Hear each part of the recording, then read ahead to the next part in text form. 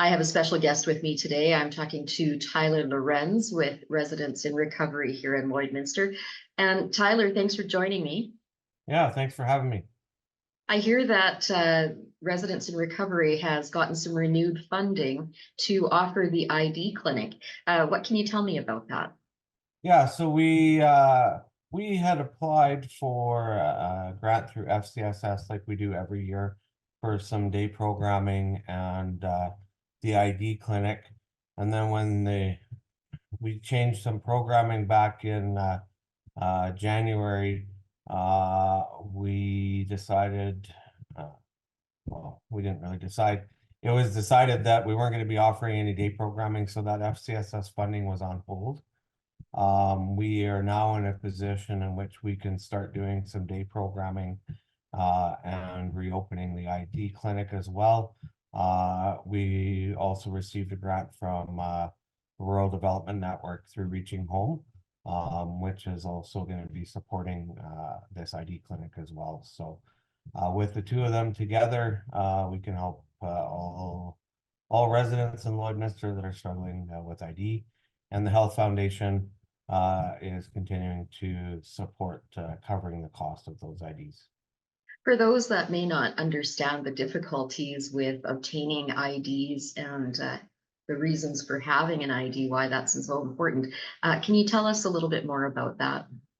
Yeah, I mean, without ID, you're essentially have a barrier to pretty much every service that there is to support you, right from income support to getting into treatment. All of these things you require some form of identification. So without having ID, it's a real struggle. We often face struggle with new clients because they don't even have active provincial health care.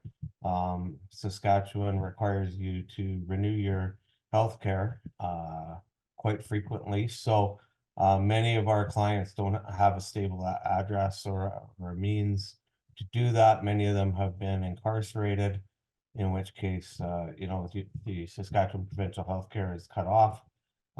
So it's quite the process to go through when you don't have a physical address to do this. So, and especially with that provincial health card, I mean, we see people go to the hospital and are turned away often because they have no means of covering seeing a doctor. They have no money. Lots of them have utilized their freebies in the past and seen a doctor, but never covered that bill. So therefore, they need to pay up front. And this whole system really is set against the most vulnerable people in our population and preventing them from getting help. So having the ID clinic and helping people get their identifications will make it easier on the entire system for sure. All right, so Tyler, can you tell me about this particular clinic that's happening on the 19th? Yeah, so it'll be running every Wednesday starting tomorrow, 1:30 to 4. We'll have a couple people here at the office just doing identifications. So people will come in, they'll start the process, do the applications. We'll get them sent off.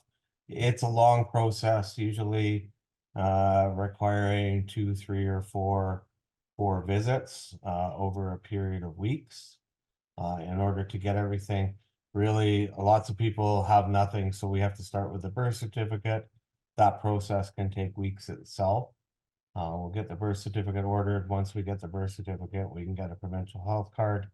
Once we get a provincial health card and have a birth certificate, then we can get a photo ID card and get a social insurance verification from Revenue Canada.